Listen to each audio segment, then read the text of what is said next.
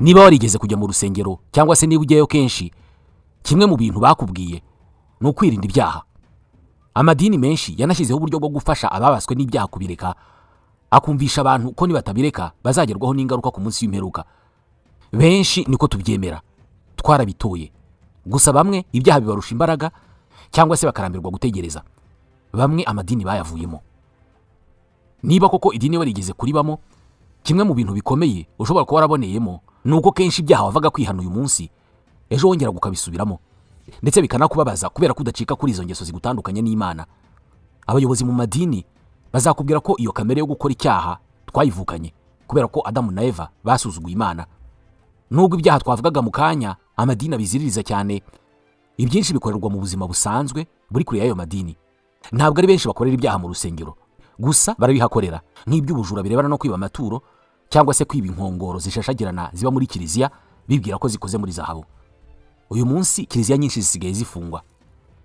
Ibi byaha cyangwa se amakosa dukora umunsi ku wundi ni imyitwarire rimwe tujyamo tubizi cyangwa se tutabizi, ariko icyo abantu duhurizaho ni uko iyo ugize amahirwe ukabona urokotse ingaruka z'icyaha cyangwa se amakosa runaka, utavuga ko utazongera kugikora, ukarahira ukarenga, gusa ejo ukongera ugakora ibindi, ndetse rimwe na rimwe bikaba bikabije ubukana kurusha bya bindi bya mbere wihannye.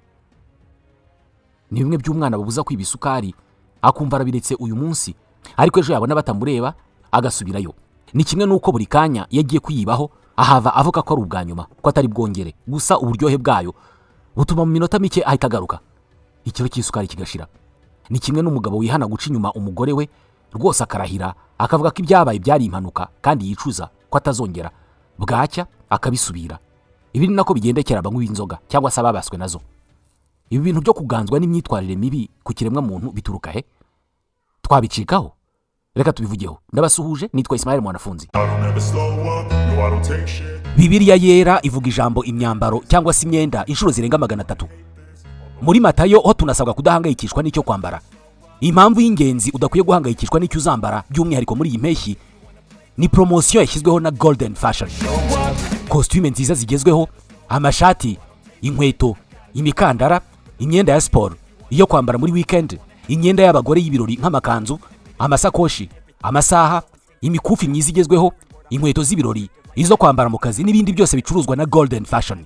Wowe uraza muri Golden Fashion, urebe igiciro cyanditse ku mwenda ukureho 20%, asigaye niyo uzishyura.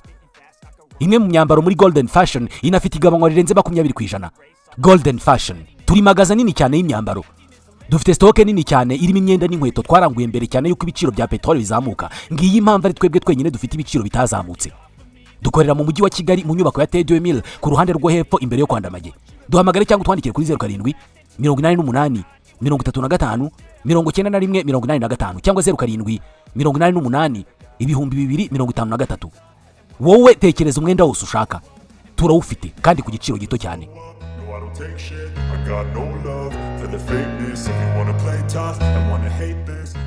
Ntabwo ushobora gusobanura neza ibituma abantu bitwara uko bitwara ubu utifashishije igitabo umwanditsi James Clear yise Atomic Habits, imyitwarire mito mito idukuriramo umunsi ku munsi wagereranya na atome zimwe zo mu isomo ry'ubutabire. Kubera icyo umuntu yintego runaka akiyemeza kuzigeraho, agashyiraho n'uburyo buhamye buzamufasha kuzigeraho, ariko yageramo hagati bikanga akamanika amaboko. Nk'ubu umwaka ugitangira twihaye intego z'iby'umwaka ugomba gusiga tugezeho, ndetse turanabyandika, turabisinyira ye. Tubikora twabonaga ari ibintu bishoboka kandi byoroshye kugeraho. Ariko se za ntego wihaye umwaka ugitangira kwabura amezi 4 kugira ngo usoze, uzigeze he? Atomic Habit ntabwo itworohereza muri uru rugendo. James Clear avuga ko akenshi ikibazo nyamukuru abantu duhura nacyo ari uko dushyira imbaraga nyinshi ku kwiha intego dushaka kugeraho, ariko tukibagirwa gushyira ingufu mu gushushanya inzira zifatika zizadufasha kugera kuri izo ntego. Ati intego ni nziza kubera ko ziguha icyerekezo, ariko inzira ucamo kugira ngo ugere kuri izo ntego nicyo gikomeye. Biba ikibazo iyo ufashe umwanya munini ukamara utekereza ku ntego wihaye aho kumara wiga inzira nziza uzanyuramo kugira ngo uzigereho. Abantu bose bari mu irushanwa cyangwa se bagiye mu kizamini cy'akazi, intego yabo aba ari imwe, ni ugutsinda. Iyo batsinze cyangwa se bagatsindwa, icyo umwe aba yarushije abandi ni tekinike zo kubigeraho. Niko avuga. Uzasanga wihaye intego ku uyu mwaka uzashira wenda ubonye uruhushya rwo gutwara ibinyabiziga, ariko ukibagirwa kubigabanya mu mezi kubera ko kurubona bisaba gukorera provisoire. Uzaba wayibonye ryari, warize ryari. bisaba kwiga imodoka kandi uzishyura abakwigisha ndetse wongereho n'umwanya uzafata uyiga. Ibyo se wabiteguye ute cyangwa se wapfuye kuvuga gutyo gusa? Niba wihaye intego ko uyu mwaka uzashira igishoro mu bucuruzi bwawe kikubye kabiri, uzabigenza ute? Ese uzakora iki gifatika kizatuma nibura buri kwezi hari amafaranga runaka azajya yinjira muri business? Intego yifate nk'icyerekezo cyaho ushaka kugana, hanyuma ariko kugira ngo uhagere hari inzira uzacamo, kubera ko niba ejo uteganya kuva i Kigali ukagira Rubavu, ugomba guteganya inzira uzakoresha. Niba ari Kigali Musanze cyangwa se Kigali Ngororero, zose zigerayo ariko ntabwo zingana, n'ibyo zisaba ntabwo ari bimwe. Kwibwira ko uzagera Rubavu gusa uterekana cyangwa se utatekereje uburyo uzakoresha uhagera, uba wibeshya cyane. Uzasanga abantu babiri bafite intego ebyiri, wenda nk'izo gukora siporo ugatakaza ibiri 10 mu gihe runaka. Mwembi mwihaye iyo ntego, ariko umwe muri mwe hejuru yo kwiha intego yaniyemeje ko buri gitondo azajya abyuka akagenda ibirometero 5, akirinda kurya ibyo kurya bimwongerera ibiro, hanyuma mugenzi we bafite intego imwe wagakora siporo ariko ntahindure uburyo bw'imirire ye, ibyo abonye byose akarya. Abo bantu nubwo bafite intego imwe ntabwo bazayigeraho mu buryo bumwe, kubera ko inzira bakoresha ngo intego yabo bayigereho ziratandukanye. Niyo mpamvu James Clear avuga ko twatuntu duto ukora umunota ku munota, isaha ku yindi, ari two tugenda tukavamo cya kintu kinini wiyemeje kugeraho. Reka dufate urugero rw'umuntu wiyemeje ko uyu mwaka uzarangira afite akazi. Gashobora kuba ko gukorera abandi cyangwa se kwikorera. Niba ushaka gukorera abandi, ni ibiki by'umwihariko ufite mu bumenyi? Ese utibeshye cyangwa utabeshye ubwo bumenyi bujyanye n'ibikenewe muri ako kazi? Niba se nta bumenyi, urateganya ute kubanza kubwongera kugira ngo nuhurira n'abandi mu kizamini cy'akazi utazataha uvuga ko warenganyijwe kandi wenda impamvu ari uko abandi bagiye biteguye wowe utiteguye? None niba ushaka akazi ukaba ufite ubumenyi mu buhinzi, ahantu utuye ibyo bigo bitanga akazi mu buhinzi birahari? Niba se bidahari, urateganya gukora iki ngo ujye mu gace ibyo bigo bikoreramo ko ariho amahirwe yo kubona akazi ari? Ntabwo waba ushaka akazi mu buhinzi n'ubworozi nyamara utuye mu mujyi aho badahinga batanorora. Imyitwarire yacu ya buri munsi ni byiza kuyifata nk'amatafari yubaka inzu. Umuntu wese ugitangira kubaka inzu aba afite igishushanyo mbonera cyayo, cyaba kiri mu mutwe cyangwa se ku rupapuro. Gusa kugira ngo iyo shusho y'inzu ushaka igerweho, ubanza gufata itafari rimwe ukarigereka ku rindi. Ntabwo warota inzu ngo buke yiyubatse.